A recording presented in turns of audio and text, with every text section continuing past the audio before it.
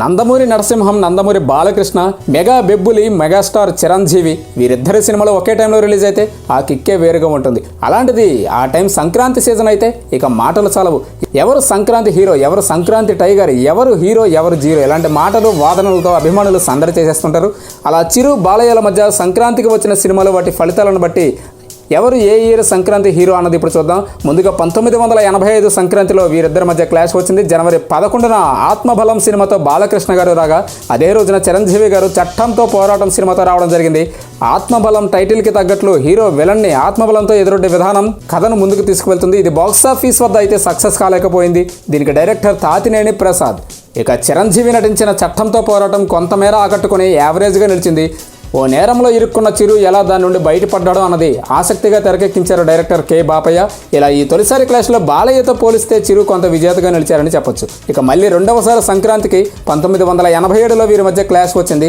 దొంగమొగుడు సినిమాతో జనవరి 9న చిరంజీవి రాగా, భార్గవరాముడు సినిమాతో బాలయ్య జనవరి 14న రావడం జరిగింది. వీటిలో దొంగమొగుడు సినిమా సూపర్ హిట్గా నిలిచి చిరు రేంజ్ని అమాంతం పెంచింది. చిరు ఇందులో ఓ రిచ్ మ్యాన్గా, అలాగే దొంగగా రెండు విభిన్నమైన పాత్రలు పోషించారు. ఈ మూవీకి దర్శకులు ఏ కోదండరామిరెడ్డి. చిత్రం ఏంటంటే దీనికి పోటీగా వచ్చిన బాలయ్య భార్గవరాముడికి కూడా డైరెక్టర్ కోదండరామిరెడ్డి గారే. అయితే భార్గవరాముడు విజయం అంచుల వరకు వచ్చి అబవ్ యావరేజ్గా నిలిచి ఆకట్టుకోవడం జరిగింది. మొత్తం మీద ఈ క్లాష్లో చిరు అయితే సంక్రాంతి హీరోగా నిలిచారు అని చెప్పొచ్చు. మళ్ళీ మూడవసారి సంక్రాంతికి వీరి మధ్య 1988లో క్లాష్ రావడం జరిగింది. చిరంజీవి మంచి దొంగ సినిమాతో జనవరి 14న రాగా, తర్వాతి రోజున బాలయ్య ఇన్స్పెక్టర్ ప్రతాప్తో రావడం జరిగింది. ఇన్స్పెక్టర్ ప్రతాప్లో బాలయ్య చేయని తప్పుకి దోషిగా మారి జాబ్ని పోగొట్టుకోవడం. అయితే ఇది బాక్సాఫీస్ వద్ద అబవ్ యావరేజ్గా మాత్రం నిలిచింది. ఇక చిరు నటించిన మంచి దొంగ మాత్రం మంచి విజయాన్ని దక్కించుకొని దొంగగా మరోమారు చిరు టైటిల్ క్రేజ్ని పెంచింది. మంచిగా ఉండే ఓ దొంగ ఎలా పోలీస్ ఆఫీసర్ అయ్యాడు అన్నది ఆసక్తిగా ఉంటుంది. దీనికి డైరెక్టర్ కె రాఘవేంద్రరావు. ఇలా ఈసారి చిరుని సంక్రాంతి హీరోగా నిలిచారు. ఇక నాలుగవసారి చాలా గ్యాప్ తర్వాత 1997లో వీరి మధ్య సంక్రాంతి క్లాష్ రావడం జరిగింది. ముందుగా చిరంజీవి హిట్లర్ సినిమాతో జనవరి 4న రాగా, బాలయ్య పెద్దన్నయ్య సినిమాతో జనవరి 10న వచ్చారు. కోఇన్సిడెంట్గా ఈ ఇద్దరు హీరోలు తమ సినిమాల్లో అన్నయ్యలుగా కుటుంబ బాధ్యతలు తీసుకునే పాత్రలో నటించడం విశేషం. కాకపోతే చిరు 5 చెల్లెళ్ళకి అన్న అయితే బాలయ్య 3 తమ్ముళ్ళకి అన్న. ఇద్దరూ మంచి పవర్ఫుల్ రోల్స్లో కనిపించడంతో ఆడియన్స్లో మంచి అటెన్షన్ అయితే వచ్చింది. ఇక కంటెంట్ పరంగా కూడా రెండే దేనికది పోటీగానే నిలిచాయి. దాంతో ఈ సంక్రాంతికి ఈ 2 సినిమాలు సూపర్ హిట్లుగా నిలిచాయి. ఇలా ఇద్దరూ సంక్రాంతి హీరోలు అయ్యారు ఈ 1997లో. ఇక 5వసారి మళ్ళీ వీరి మధ్య సంక్రాంతి పోరు 1999లో వచ్చింది. చిరు స్నేహం కోసం సినిమాతో రాగా, బాలయ్య సమరసింహారెడ్డితో వచ్చారు. స్నేహం కోసం ప్రాణాలు వదిలే పాత్రలో చిరు అద్భుతంగా నటించి ఆకట్టుకోగా, ఈ మూవీ బాక్సాఫీస్ వద్ద హిట్గా నిలిచింది. కానీ ఆశించిన స్థాయి అది మాత్రం కాదని చెప్పొచ్చు. ఇక బాలయ్య సమరసింహారెడ్డి అయితే తిరుగులేని ఘన విజయాన్ని దక్కించుకొని ఫ్యాక్షన్ బ్యాక్డ్రాప్ ట్రెండ్కు మళ్ళీ ప్రాణం పోసింది. మణిశర్మ పాటలకి 100 కొబ్బరికాయలైనా కొట్టచ్చు. ఈ మూవీ ఇండస్ట్రీ హిట్గా నడిచి బాలయ్యను సంక్రాంతి హీరో చేసింది. ఫ్యాక్షన్ గొడవల్లో పగ కంటే ప్రేమ పంచడం ఉత్తమం అనే కాన్సెప్ట్తో వచ్చిన ఈ మూవీకి డైరెక్టర్ బి గోపాల్. ఇక 6వసారి చిరు వర్సెస్ బాలయ్య 2000 సంవత్సరంలో. అన్నయ్య సినిమాతో మెగాస్టార్ చిరంజీవి రాగా, వంశోద్ధారకుడు సినిమాతో బాలకృష్ణ గారు రావడం జరిగింది. అన్నయ్య మూవీతో చిరు మరోమారు అన్నగా ఘన విజయాన్ని దక్కించుకోగా, రవితేజ, వెంకట్లు చిరుకు తమ్ముళ్ళగా, సౌందర్య హీరోయిన్గా చాలా చక్కగా నటించారు. చిరు కామెడీ టైమింగ్కి కానీ, సెంటిమెంట్ సీన్లకు కానీ ఆడియన్స్ ఫిదా అయిపోవాల్సిందే. అలా సూపర్ హిట్గా ఈ మూవీ నిలిచింది. ఇక జనవరి 14న వచ్చిన బాలయ్య వంశోద్ధారకుడు మాత్రం పూర్తిగా పరాజయాన్ని చూసింది. ఫ్యామిలీ డ్రామాగా వచ్చిన కథనం ఏమాత్రం ఆకట్టుకోకపోవడంతో ఇది ప్రేక్షకుల నిరసనను తవిచూడాల్సి వచ్చింది. ఇలా ఇప్పుడు మెగాస్టార్ సంక్రాంతి హీరోగా నిలిచారు.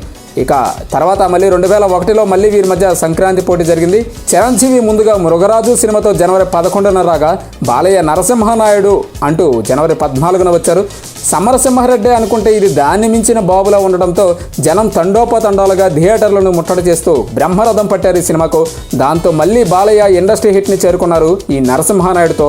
ఆ ఏడాది సంక్రాంతి విన్నర్గా నిలిచారు. చిరుకు మాత్రం మృగరాజు పూర్తిగా నైరాశ్యాన్ని అనే రిజల్ట్ ఇచ్చింది. నరసింహనాయుడు సినిమాకి మ్యూజిక్ అందించినందుకు మణిశర్మకు మళ్ళీ 100 కొబ్బరికాయలు అయితే కొట్టచ్చు. ఇక మళ్ళీ 2004లో బాలయ్య లక్ష్మీ నరసింహ సినిమాతో జనవరి 14న రాగా, దాని తర్వాతి రోజున చిరంజీవి అంజీ సినిమాతో రావడం జరిగింది. వీటిలో లక్ష్మీ నరసింహ సూపర్ హిట్గా నిలిచిందంటే బాలయ్య ఆహార్యమే ప్రధాన కారణం అని చెప్పాలి. డైలాగులతో రౌడీల్ని విజయవాడ రోడ్డుపై పరుగులు తీయించి జనాల్ని థియేటర్ వైపు పరుగులు పెట్టించిన ఘనత మరోమారు దక్కించుకున్నారు బాలయ్య. చిరంజీవి అంజీ మాత్రం మరోమారు పూర్తిగా నిరాశపరిచింది. కోడి రామకృష్ణ గారి గ్రాఫిక్స్ కి మాత్రం ఫుల్ మార్కులు వేయచ్చు లక్ష్మీ నరసింహకు డైరెక్టర్ జేఎన్సీ పరాంచి. ఇక దీని తర్వాత చిరు బాలయ్యల మధ్య పోటీ 2017లో వచ్చింది. 9 ఏళ్ల గ్యాప్ తర్వాత చిరు కంబ్యాక్ మూవీగా ఖైదీ నెంబర్ 150తో రాగా ఖండాలుగా విడిపోయిన భారతావనిని అఖండ భారతావనిగా చేయడానికి పూనుకున్న మహారాజు గౌతమిపుత్ర హిస్టారికల్ ఫిల్మ్తో బాలయ్య గారు రావడం జరిగింది. ఈ రెండు కూడా బాక్సాఫీస్ వద్ద మంచి స్కోర్ అయితే చేశాయి. అయితే ఆడియన్స్ అటెన్షన్ సంపాదించడంలో చిరు ఎక్కువగా సక్సెస్ అయ్యారు. ఫలితం ఖైదీ నెంబర్ 150 బ్లాక్ బస్టర్గా నిలిచింది. ఈసారి చిరుని సంక్రాంతి హీరోగా నిలబెట్టింది. ఇక చివరిగా ఈ సూపర్ స్టార్స్ మధ్య పోటీ 2023లో వచ్చింది. వీరసింహారెడ్డితో బాలకృష్ణ జనవరి 12న రాగా దాని తర్వాత రోజున జనవరి 13న వాల్తేరు వేర అయితే వచ్చారు చిరంజీవి. గోపీచంద్ మలినేని డైరెక్షన్ లో వీరసింహారెడ్డి బాక్సాఫీస్ వద్ద హిట్ గా నిలిస్తే చిరంజీవి నటించిన వాల్తేరు వేరయ్య బ్లాక్ బస్టర్ గా నిలిచింది. రవితేజతో చిరు నటించిన ఈ మూవీ అన్నాతమ్ముల సెంటిమెంట్ ని అద్భుతమైన ఎమోషన్స్ తో పండిస్తుంది. దీనికి డైరెక్టర్ బాబీ. ఇందులో సాంగ్స్ గానీ హీరోయిన్ శృతి హాసన్ తో గ్లామర్ సీన్లు గానీ ఆకట్టుకుంటాయి. ఇక వీరసింహారెడ్డిలోను శృతి హాసన్ హీరోయిన్, అందులోనూ అన్నా చెల్లెళ్ళ సెంటిమెంట్ కొత్తగా ఆకట్టుకుంటుంది. ఇలా ఈ రెండు సినిమాలు కూడా పండుగకి వచ్చి బాక్సాఫీస్ ని కలకల్లాడించాయి. ఇలా కెరీర్ ఆరంభంలో చిరు, తర్వాత మధ్యలో బాలయ్య, మళ్ళీ చిరు అన్నట్లుగా సంక్రాంతి హీరోయిజం నడిచింది. మరి తెలుసుకున్నారు కదా, మరో ఇంట్రెస్టింగ్ వీడియోతో మళ్ళీ కలుద్దాం. దయచేసి మా తెలుగు నాటోడు ఛానల్ని సబ్స్క్రైబ్ చేస్తారని ఆశిస్తున్నాం.